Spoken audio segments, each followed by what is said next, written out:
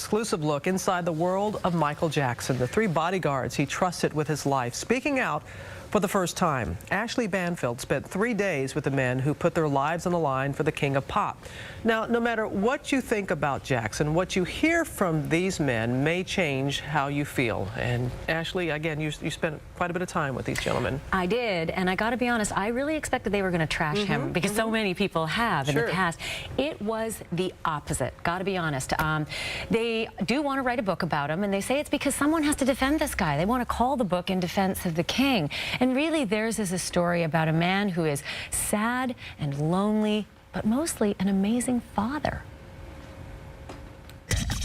He was the biggest pop star in the world. And at every frenzied moment, just beyond the camera's range, were 3 very big bodyguards: Mike Garcia, Bill Whitfield, and Javon Beard. Now, in this exclusive interview, they're revealing new details, intimate and personal, about Michael Jackson, the father, the brother, the prisoner of his fame. There were times that he vented, and he vented loudly. Why don't people just leave me alone? But Michael trusted them with his life, with his kids, and with his secrets. We became more than just security. With personal assistance. And I'll say in the beginning, it was like, this is not our job. But then after a while, once we got to see what the situation and everything was, and how there was nobody else around, there was no entourage or anything else. It was just us. They were on guard 24/7, traveling with Jackson and his kids across the country. When they weren't on the road, the family called this rented Las Vegas mansion home. The walls stretch right around this compound. It's a veritable fortress. And although you and I might look at this as a beautiful Las Vegas oasis, bodyguards said that Michael hated being here. For you and I, it's a great house. Right. But for security for Michael Jackson and his kids, horrible house. They say Jackson felt exposed here. Too many neighbors, paparazzi swarming at the gate, even hiding in the trees. But it was in this house that these men learned more about Michael Jackson than almost anyone else. Was he a good dad? Awesome. Yes. Awesome. The kids would constantly tell him, you know, I love you, Daddy. Right. Things like that. So he was like the sweet. 4 buddies, you know. I mean, that was their world. And they say he did all he could to shield Prince, Paris, and Blanket from the media frenzy. Did he know the headlines that said Wacko Jacko? Sometimes you've seen him, and you would actually see him take it and turn it around, so Right. the kids didn't see it. He was successful in shielding those kids from these headlines. Absolutely. Sure. Yes. Did he know that the reason so many people thought he was bizarre was because of some of his behavior? Everything he did, he didn't find a problem with. Right. He didn't think it was weird. Different, I'd use the word different. Weird, no. And as for the kids, It's regular kids. But with IQs of a 21-year-old. You know? Older, certainly. You know? Very well mannered. Very polite. polite. Just look at this note from Paris regarding the family cat. Bill, I would very much like it if you could get more canned tuna for Katie. Thank you so much. I appreciate it very much. Because sometimes, you know, Hollywood celebrity kids aren't particularly polite or nice to be around. I mean, sometimes they would say little things as far as like, well, Bill, Daddy wants you to go get some cookies for us. They'll say little kids things, playing you. knowing that he didn't say that. Like, they would do little stuff like that. Little kid all we'll things. do is just ask the client, would you like us to go get some? No. Right.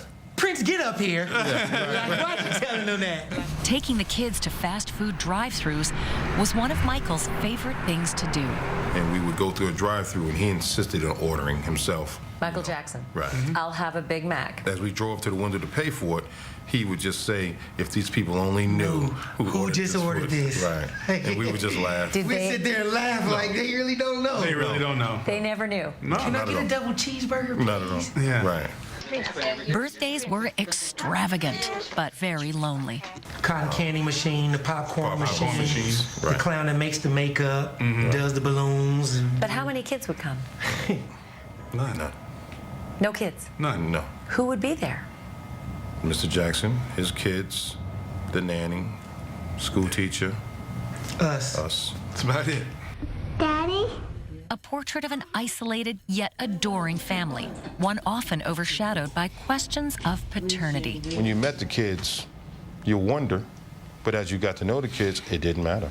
But perhaps a deeper issue, his relationship with other children. Though he was cleared of molestation charges in 2003, a shadow of speculation remained. Was he a pedophile? No, No, we don't believe so. I don't believe so. Not at all. Being a father myself and being a man, men know men. He had the desires of women like we do. In fact, they say he had at least 2 girlfriends, dispelling that other rumor. We had a curtain that covered the back seat. You couldn't see in the back seat. They talked back there and, you know. So he's making out in the back seat? Or chewing loud gum. It sounds like you're chaperoning 2 teenagers on a date. That was cute for us. Right. As for Michael's sometimes bizarre appearance, they say these bandages had nothing to do with secret surgeries. Was he concealing an injury with those bandages? No.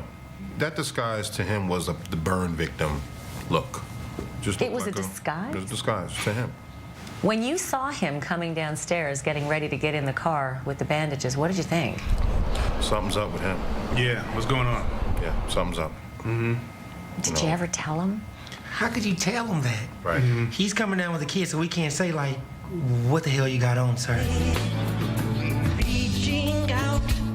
But perhaps the biggest mystery about Michael Jackson is the one he took to his grave, how and why he died. It did appear that a few times that he was on something. Mm-hmm. You know, you could tell his demeanor.